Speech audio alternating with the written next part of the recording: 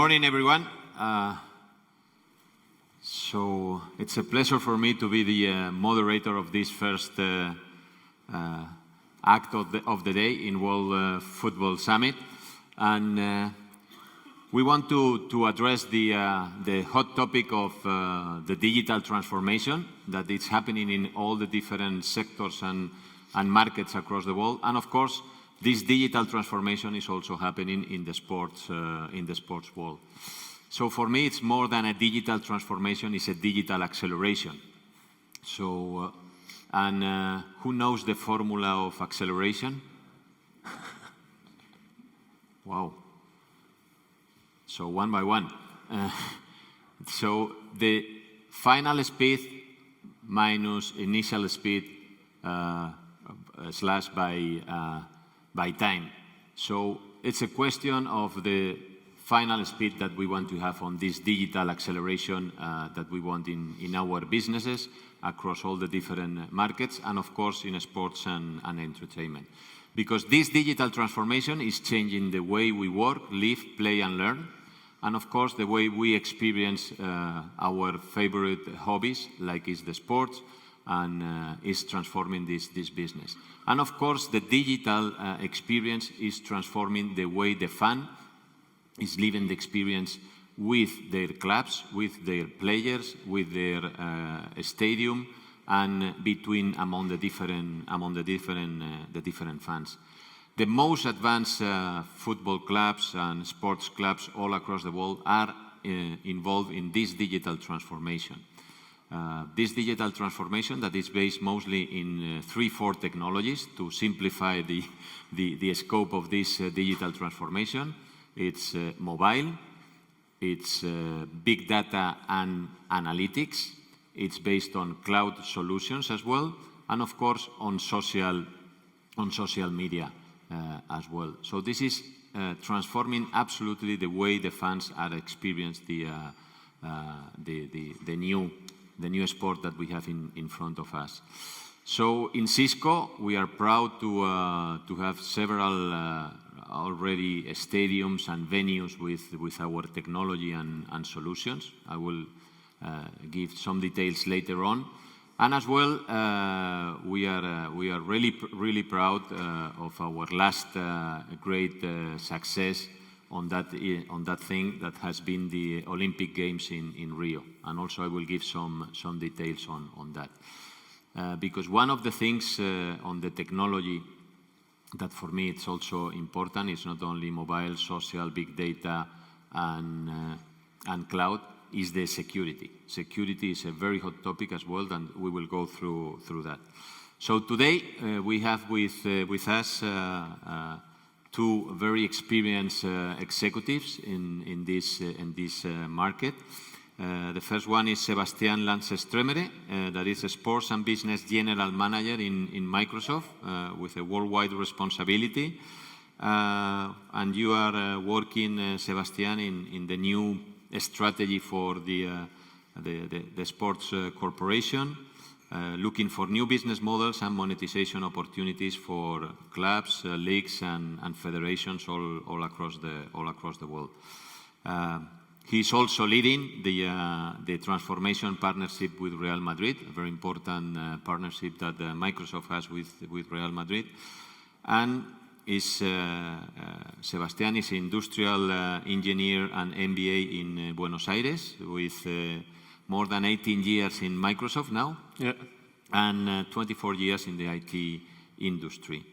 And also he has specialized in digital marketing strategies and entertainment and media and sports, and in the Harvard Business School. Right. And he's president of the Global Sports Innovation Center as well. So welcome, thanks, Sebastián. Thank you, José. And also we have with us another special guest, that is Stefan Leibhard. Sorry for the German name. For Stefan or Leibhard? No, Stefan. He's going to speak in Spanish, right? No, not yet. At the end of the session, probably. I have to. So Stefan is managing director for product in Sportradar, Stefan joined Sportradar in 2015 when Sportradar acquired his former company, BTD Group, and a German company that you founded this company in 1997. Today, Stefan is responsible for product development across the world in Sportradar, with a strong focus, of course, in digital sports. Prior to joining Sportradar, Stefan spent at least 2 decades as a successful entrepreneur in his own company.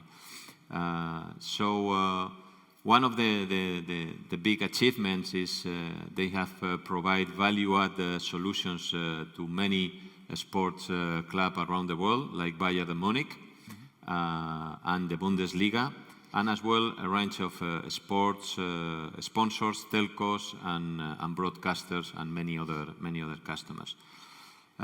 You also handle the digital integration of one of the most iconic stadiums, that is the Allianz Arena in Munich, where you actively has been involved in the preparation of the 2006 FIFA World Cup in Germany.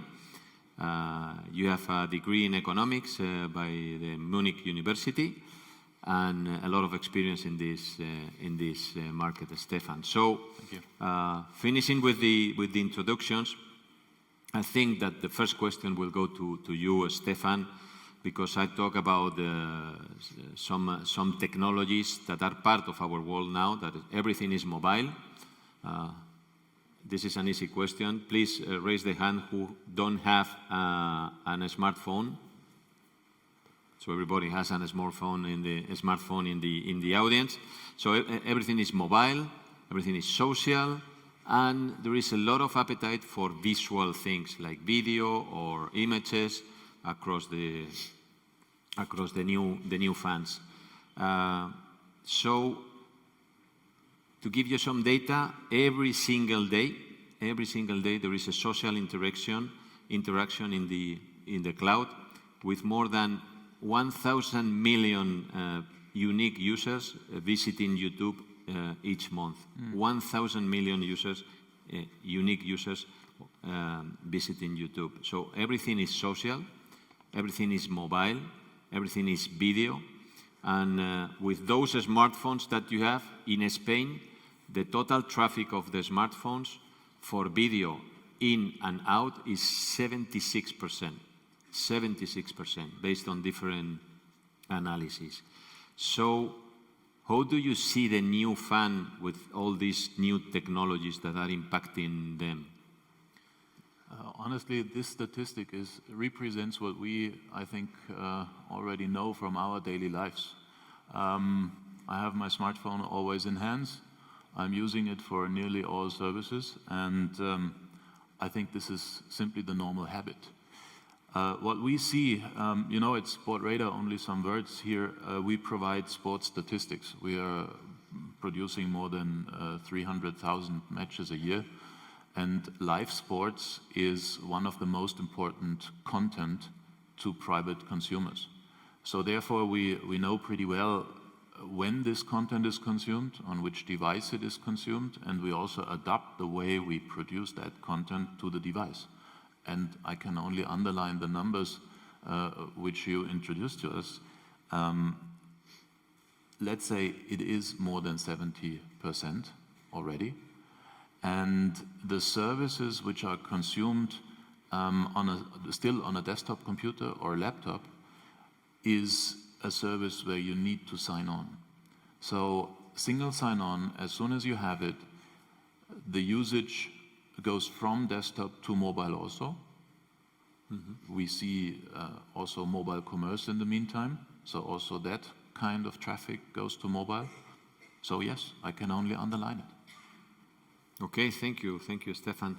So as everything is digital and the experience is more and more immersive for the fans, this is probably transforming the way this business is managed. So, Sebastián, how do you see the sport industry changing with all those technologies and the new way the fans are behaving? Yeah. So let me maybe split the answer into time frames. One is long term and the other one more short term. In the long term, we're acknowledging that the sports industry is changing dramatically. If you think of population around the world growing, getting older, getting more purchasing power as well, more productivity because of the use of technology. In certain markets like the BRICS, Brazil, Russia, India, China, and South Africa, generating more people coming out of poverty. So with all those components, what we are seeing is that there's going to be a challenge in terms of facilities. Urbanization is an important trend. And we see an opportunity, as I was mentioning, for these people that are millions, literally tens of millions of people that are going to be consuming more and more and will have more spare time. So industries like tourism, like media, like sports are going to grow. Today, the industry is growing twice as fast as the global economy. So we see that if you're in the sports industry, which I guess you are, this is a great moment in the long term. Now, when we shift into the short term, today the sports industry is 1.5 trillion. I totally agree with Stefan on your comments on how funds are changing. Still, there are some challenges that we can address. One is first, most of the revenue, more than 95% of the total revenue, is generated during the match day. So the opportunity that we see is through digital platforms, connect with those fans every single day, not only during the 90 minutes or during the 2 hours, right? The other challenge that we're seeing is that traditionally, the sports organizations have been connecting with the fans in a one way. It has been hard to understand who they are, what they like, their behaviors, trends, etc. And as you mentioned before, now the fans are more digital, more social, more mobile. And it's a challenge and also an opportunity to provide new products and services around that. And finally, I would say there's tons of information inside the companies, in different silos, in different places, but also externally through social networks, Twitter, Facebook, etc. And the opportunities to take that data and convert that into insights and take better decisions. So I see an important opportunity in the industry, connecting with the fans that are outside the stadium, right? There are monetization models that we can talk about within the stadium, but also the challenge. There's one example, great example of leadership in digital transformation with Real Madrid. Less than 3% of the total fan base is here in Spain. So if you think of the 90 minutes and then seven days, 24 hours, and if you think of the global reach that this brand has, it's impressive, and the opportunities out there, those funds. So to summarize, I think using technologies like digital platform that includes the single sign-on, the identity across every single digital asset, it's an opportunity using marketing tools, using CRM, using gamification engines to generate additional revenue stream beyond the 3 traditional ones, which are TV rights, gate revenue or inside stadium revenue, and commercial merchandising and sponsors. Well, thank you. Thank you, Sebastián. So this digital transformation, it's composed by many different technologies, and from hardware to communications, software, the cloud, the Wi-Fi, the 4G or 3G networks. So it's a huge complexity. Just to give you an idea, we, as I said, CISCO is really proud to be the provider of all the communication and servers and security solutions for the Olympic Games in Rio last summer. So we were able not only to connect 37 sports venues, also 125 different venues in Rio, with all the computing capabilities all those places need, giving service to all the coaches, all the athletes, all the spectators attending, and of course providing the right access to all the information, to provide the right experience to all of them having in Rio, and as well to protect them from the cyber attacks they have, because that's another topic in this complexity. In Rio, CISCO ran all this network access through cable or through radio to the services the organization was providing to give connectivity, all those things, and also the cybersecurity. In the cybersecurity, we can analyze how many attacks we receive per day, coming from where and what kind of attacks. And believe it or not, this is also a serious topic on this digital transformation, and also for the sports digital transformation. Olympic Games in Rio received 23,000 attacks per day, 23 different attacks per day. So you need a very advanced cybersecurity system to protect not only the games. Could you imagine the games stop for 10 minutes in the entrance to the stadium? So it's a complexity on all this infrastructure that you need to build. And to build this infrastructure, you need an ecosystem, because not only one company can build that complexity of the digital transformation. So talking about this ecosystem, where you have large companies like Microsoft or Sportradar or CISCO, but you have also medium-sized companies, entrepreneurs, you have hardware companies, communication companies, software companies, cloud companies, all that kind of stuff. So, Sebastián, how do you see this ecosystem working together with the sports industry, and what we have to address with this ecosystem? Sure.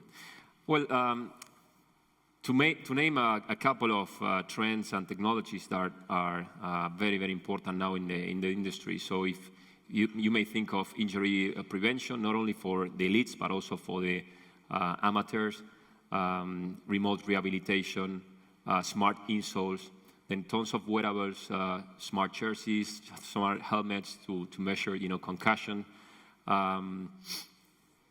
virtual reality devices, augmented reality, new marketing tools, digital, tools to assess what is the sentiment, what is the sentiment of the fans, analyze your brand. So different type of solutions that come to my mind. And what I'm doing really is walking through the Global Sports Innovation Center. And we see, and I totally agree with you, that there is too much, I would say, complexity, but also richness of the ecosystem. And the way we are managing this, because we acknowledge that sports organizations are pretty small, their IT department, marketing department are fairly small. So how to provide them the opportunity to see what's coming next and how they can apply that, and those solutions from the whole ecosystem. And the way we figure this out is through the Global Sports Innovation Center, which is a global innovation center based in Madrid. I think the general manager, Iris, is here in the event, so if you want to connect with her afterwards. But basically, what we are doing is, one, showcase all the innovations that are coming, so different type of organizations, small, bigger, and mid-sized organizations can see what's coming. Second, we're helping startups to spark their ideas and to accelerate their projects. Third, we are working with universities, and the whole idea here is to work on the research and development.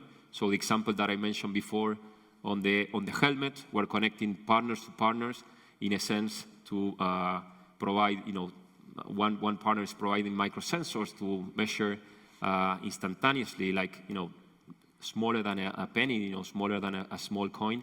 You put all those sensors within the helmet, and you have real-time sort of dashboards and heat maps on what has been the concussion and how the helmet is deforming. So we are connecting partners that are experts in mechanics, some others experts in different type of sensors. And those are experiences. And the fourth pillar, very, very important of the Innovation Center is the business network, right? So in the end, I think, to manage all this richness of ecosystem, places like the Sports Innovation Center, that is an open space connecting more than 114 partners around the world, from Europe, Asia, Latin America, North America, the opportunity to provide their solutions to different sports organizations, and also the sports organizations to have clarity on what is coming and how they can take leverage of those innovations through the richness of this ecosystem. Thank you. Thank you. You mentioned, Sebastián, a lot of things about the big data. Yeah. Because will be the we say in our industry, in the IT industry, that the data is the new gold, is the new petrol, And taking again the example of Rio, we were able in CISCO to analyze all the data that is traveling in our networks, so we can see different nationalities of the millions of spectators in the Rio Games last summer. Also, we can analyze on real time what is happening in the network in terms of what applications or what kind of traffic is used, what is the heat map. People moving across the different venues with the different events that are happening around the game. So the big data and the big data and analytics is really a new area of revenue for everyone, because you can develop new ideas and new applications for that. So talking about this analytics of the data in real time and location-based services, how do you see those technologies in your experience in Sportradar, Stefan, about the location-based services, and analyze all this new information that we have from the spectators? Yeah. So first of all, we should understand that content is king. This is true what you said.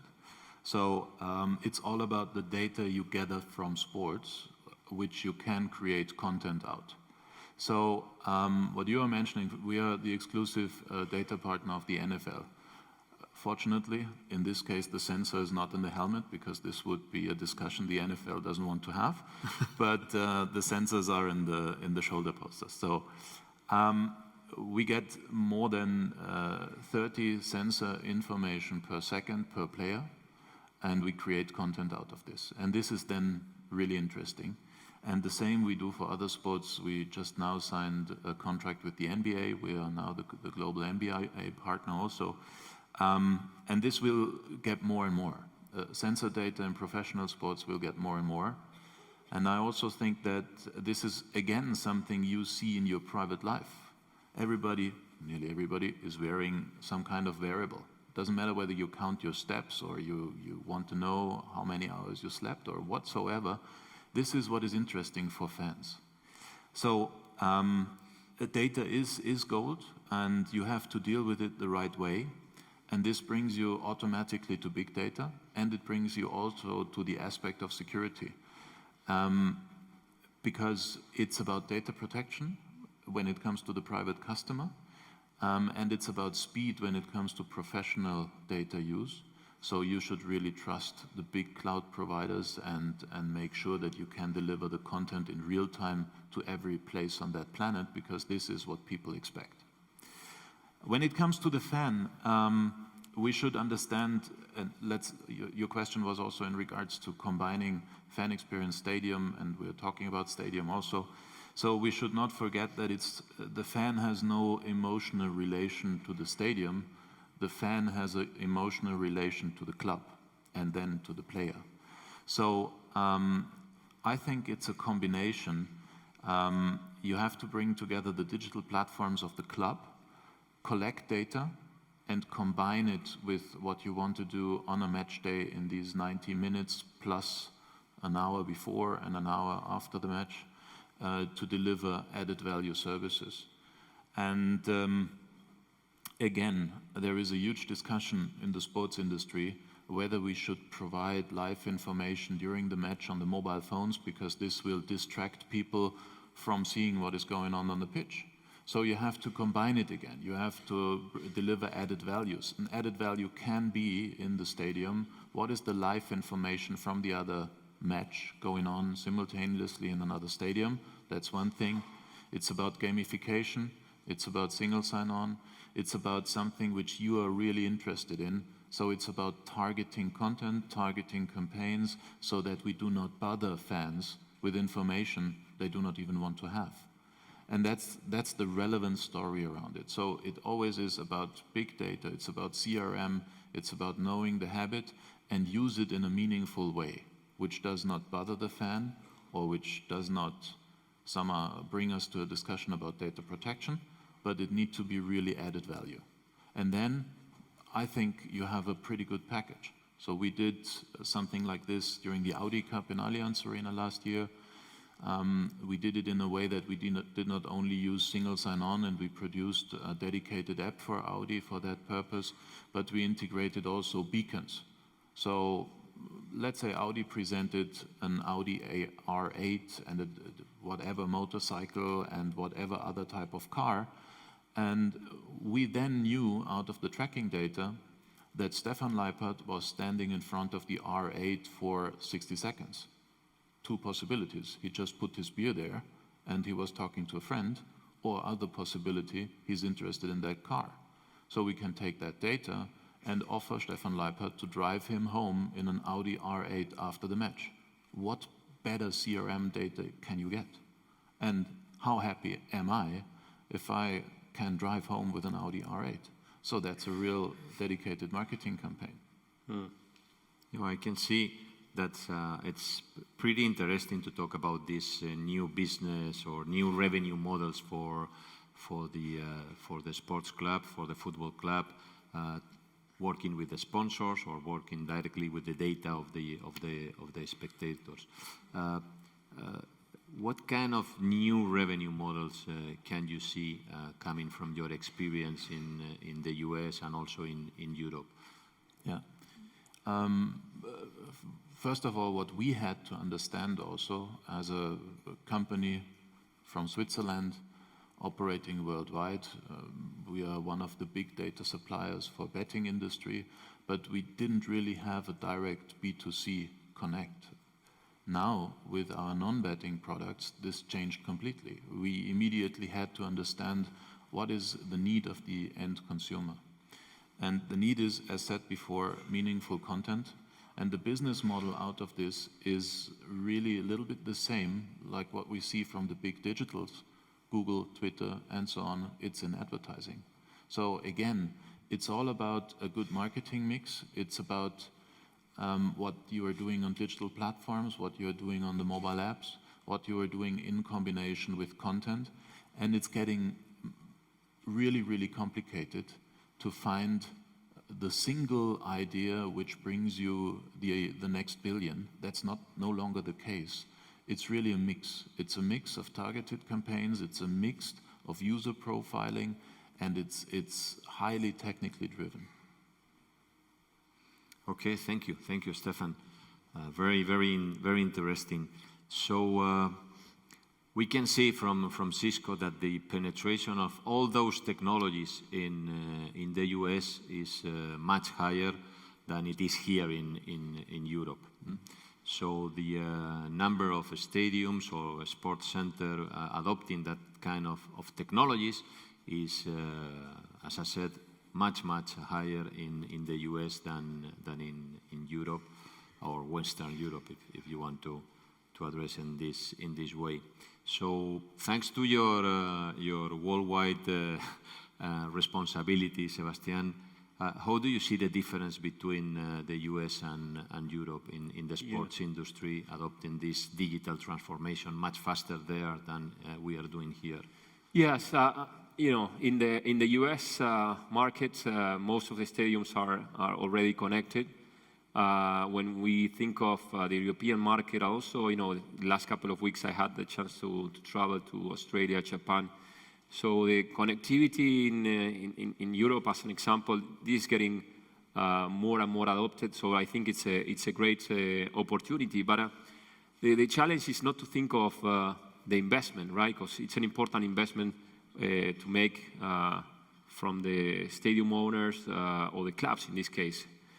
And what I think is the greatest way to approach this opportunity is to create business case, right? Sports is about passion, but it's also about business, right? And we have some business cases with customers that we're working with. And let me give you one simple example. There is one important club in France where we have a strong partnership, and they were selling 100 kilograms of French fries, right? 100 kilograms. So what we did is work with partners and develop an application, in stadium application, where people might be able to purchase food and beverage before they get into the stadium when they are purchasing their tickets, etc., and also during the match day. So we shifted from 100 kilograms to 2,000 kilograms, right? So that's 42,000 euros of incremental revenue. If you multiply that by 30 matches, home matches, then you make the math. And that is one simple product category, right?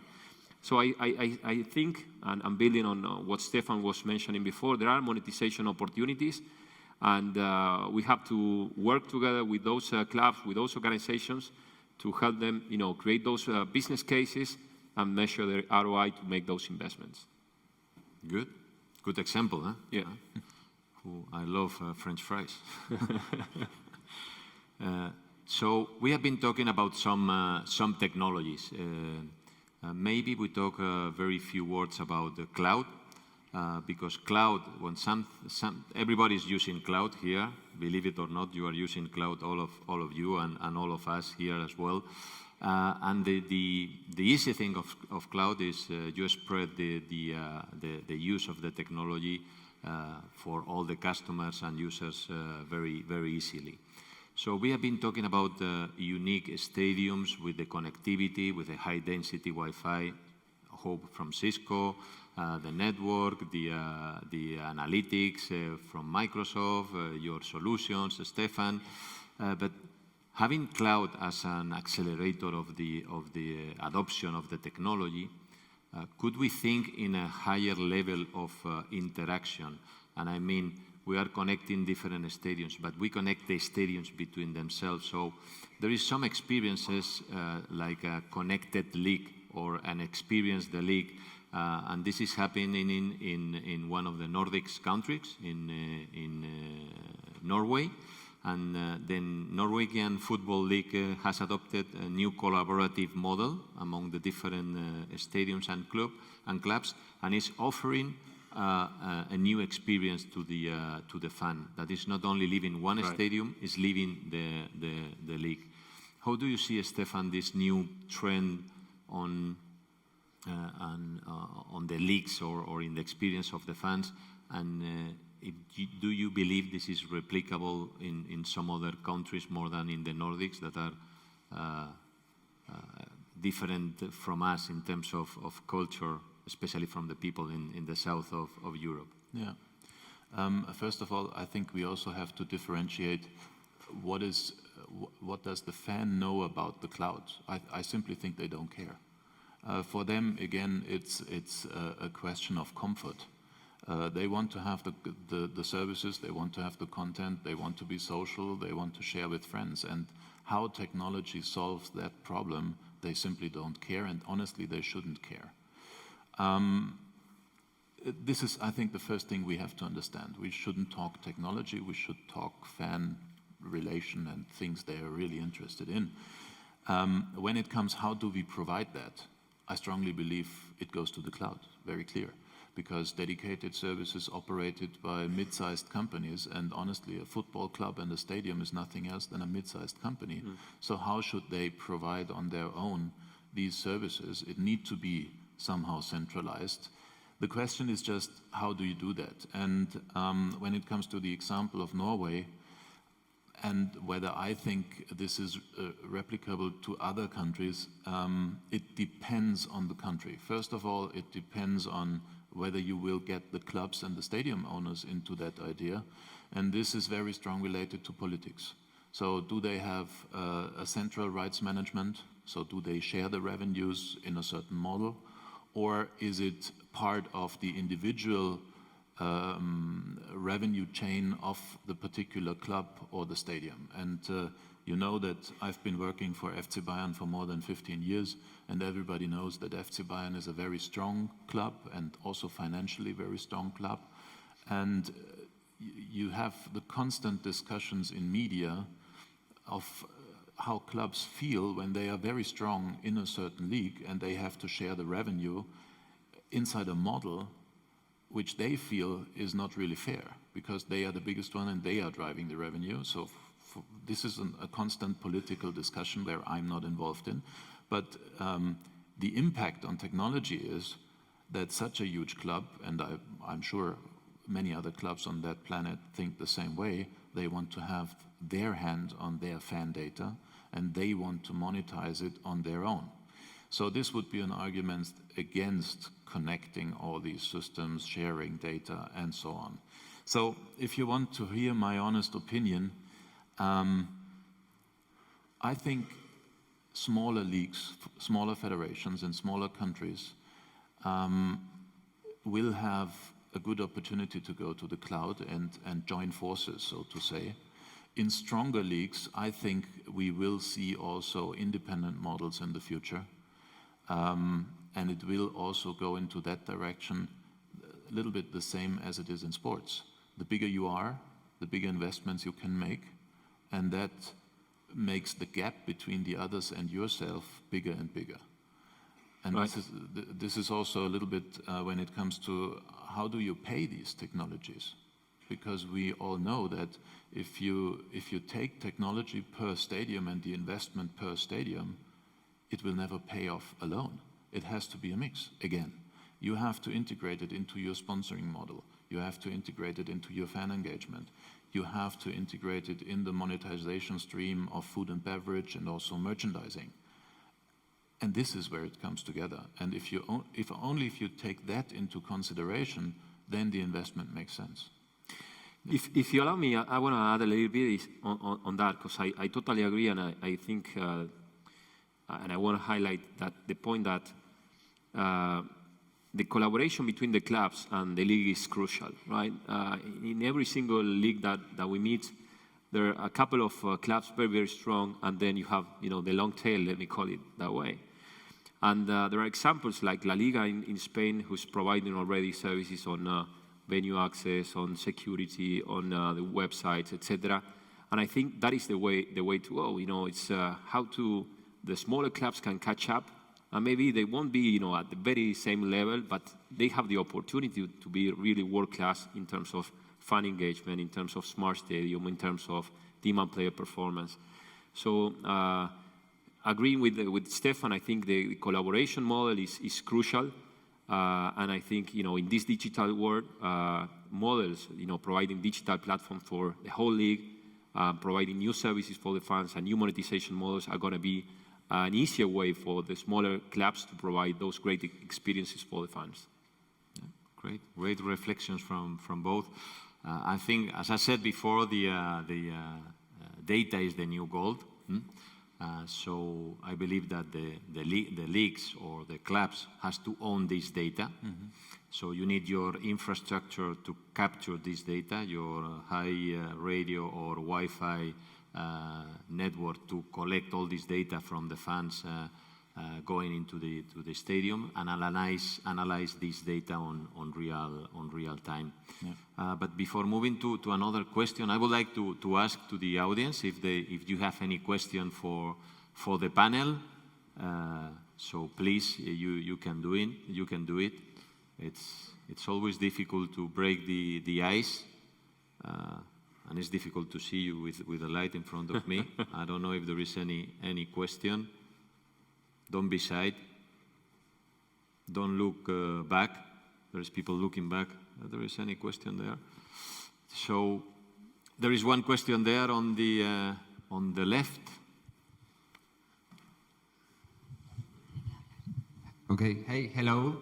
Hello. I have one question.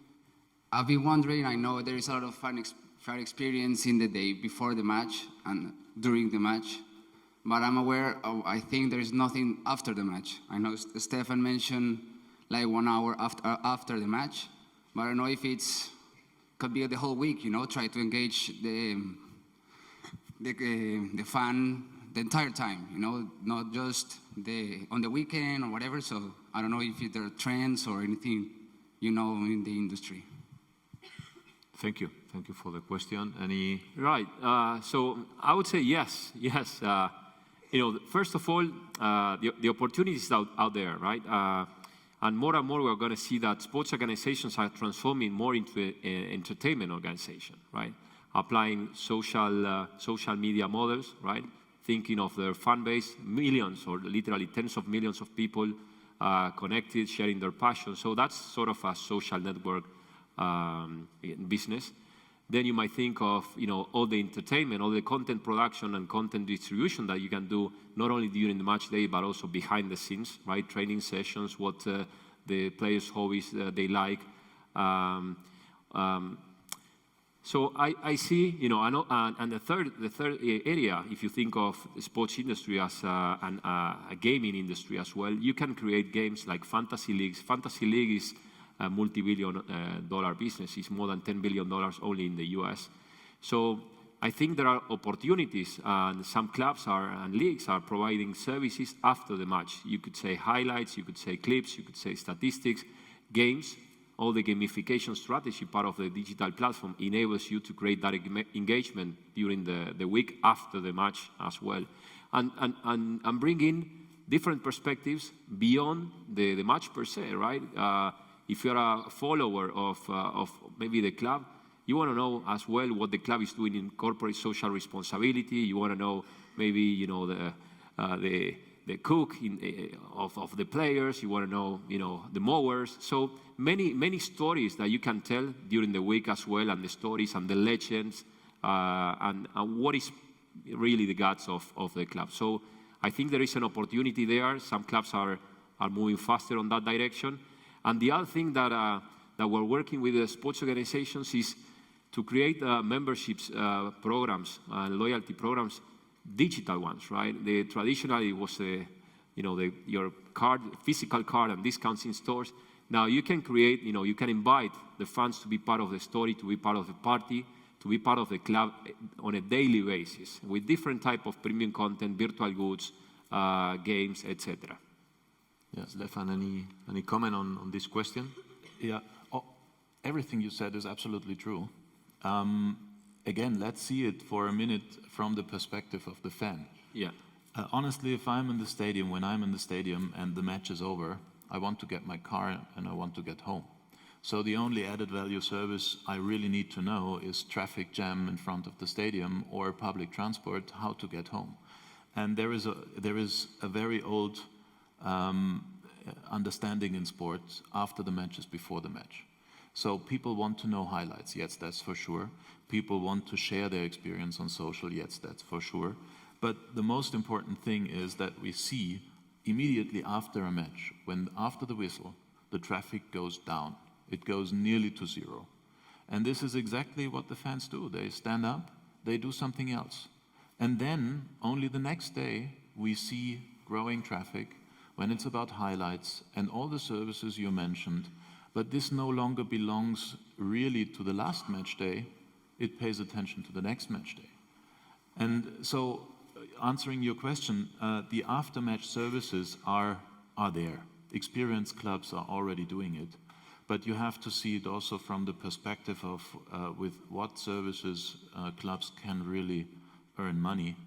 And this is really the preparation to the next match. And they are only reacting the last hour, the last 2 hours after a match to what the match was, what was the most important happening on the field.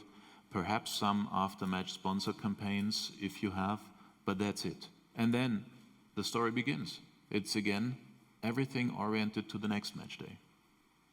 Yeah, I believe that anything we can do to enrich the experience of the fan in the stadium, we will be able to bring those fans early before the match and to keep them after the match in the stadium. And the only way to do that is to offer this enhanced experience for the fan. Yeah. And the way to do that is with all this technology, that it's our side of the business, understand what they want through the analytics of the things they are doing on the network in the stadium and interacting with different people and different applications, and offer what they want. So I don't know really what they want, but with all this data that we will capture from their experience in the stadium, we will be able to understand what is the desire of the fan in the stadium. Do you have any other question in the audience before we? I cannot see well. Someone's scratching his head. Yeah. How do you see the application? Well, probably we are at the end. Just a very quick answer. With all this data, there is a new application world there to work on those data, and only the imagination of the developers of those applications is the limit. How do you see the evolution of this new app world in the stadiums? It's what we see is that we are developing more into the direction of really what you call cognitive learning and artificial intelligence, and it's no longer a static application. So it's no longer the case that you go to the stadium, and also outside the stadium, you open your app and you have everything in which you had the week before. The core services need to be there. Live data from the match, from other stadia, and all that need to be there. But the fans want to have new ways of storytelling. And we are doing that in the meantime, really with cognitive learning. We take the analytics data from our fan habits, and then we let machine learning automatically react on that. And that it might be, and we already have the first applications in our laboratories, it might be that the two of you enjoying the same match next to each other in a stadium, you have different content in your mobile app just because of your habits. And that's the right way you want to have the data and other services. And this is where I see the future. It's no longer static content, which we simply deliver every day and day and day and make the single product better. It's really reacting on fan habit. It's the same what we see in our bot development. In the meantime, we integrate our services into car systems. Wherever you spend time in your daily life, you want to be informed about sports. So why not ask Siri via CarPlay, what is this or that match? How does it look like for my team? Or even let Siri just comment the match while you are driving. So that's okay, and we are doing this already. And this is the way the business is developing. We have to adopt faster and faster to the fans' habits and to their needs, and we have to play around with what they want to know. And this brings us, honestly, in the direction of going away from static content more into artificial intelligence. Yeah. Right, and maybe just to add a couple of comments is, I think we've spoken a lot about inside the stadium and after the match, thinking of the people that are attending a match and then going home. But it's remember that's 50,000, 80,000 people. The millions and millions of people are out there. It's a global world. Most of them have a smartphone. So I see more interactivity as well. 360-degree cameras in different places. In the players' lockers room, in the tunnel, on the pitch, on different places. Even in the stadium, in the training facilities. So you will be able, wherever you are, in Singapore, in Santiago de Chile, or in, DF in Mexico, wherever you are, the possibility to experience and feel that passion as if you were there. So I think that's going to be more and more. And I want to not only see what's broadcasted, but I also want to be my own producer in a way. See and feel and turn around and maybe look at the stand when there's a goal and people cheering, shouting, as opposed, to see, a celebration, right? So I think it's going to be more and more the opportunity and the possibility to provide those rich experiences thousands of kilometers away. And exactly what you are saying is true, and that will change the business of the rights holders. That will have huge influence on the rights holder business, on the licenses, and on the revenue chains. But unfortunately, we are on a weekly basis in such negotiations with rights holders. This is something where we have to develop their minds. Because in the moment it's about, you know what, you get the signal, pay me an amount of money. And we have to change that. And everybody knows, but we need to adopt. Twitter is already doing that. The big digitals are already doing that, and it will get more and more. Yeah, so I can see as a quick summary on that. So there is a question there on the central side. Yeah. Hello. What, in your opinion, what does it sound? A little bit. Yes? No? Check? Yeah. Okay. What's, in your opinion, the best formula for an app? Should it be one app that gathers all and it's a nightmare to surf, which is one of the trends in with the big teams, some of the big teams? Should we have more than one that could be applicable either to the stadium experience and then to the fan experience? What kind of content do you think that works better? Should it replace the web or our social media in order to get the fans hooked, engaged, and have all the information? What's your vision on how many or what kind of apps should we have? So, based on my experience, we operate still Juventus. We operated FC Bayern for years and years. Together, in the moment, we are doing a FIFA project where we will be responsible for the FIFA app for 2018 for the World Cup. Based on my experience, I can tell you that the best working model is have one app and try to adapt it to the situation the fan is in. So means one central application, but this application needs to be flexible enough that it shows you different content on a weekday, let's say, when you prepare yourself for the match, and then on a match day. So it needs to be very context sensitive. The reason why I'm saying that, and I know there is a huge discussion going on between different service providers, and in Germany we just have the development where several clubs are now founding members of their own social network, so to say.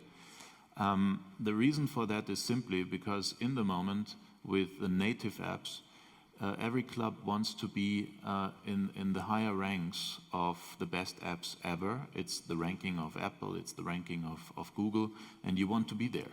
So simply if you split the traffic per app to different apps, you will not be in the highest ranks. So that's one reason. And the second reason is the sponsors in the moment, for them it's easier to deal if you have one digital platform, the website, so to say, and a mobile platform, but one mobile platform. So for them, it's simple, easier campaign planning. That's the reason. And then if you just lean back and look to reality, the rest, honestly, is not really controlled by the clubs, because it's Facebook, it's WhatsApp, it's whatsoever. And this is already, from the perspective of a fan, it's already another app they're using for their sports experience. But unfortunately for the clubs, it's not controlled by the clubs. So the reality for the fan already is like, I have different apps for my sports experience. Reality for the club is, if they want to be in the higher ranks and make it easy for the sponsors, they should concentrate on one main app and really produce it in a context and geo-sensitive way. Okay, thank you. Thank you, Stefan. Thank you, Sebastián. And thanks to all of you. We are finishing our time.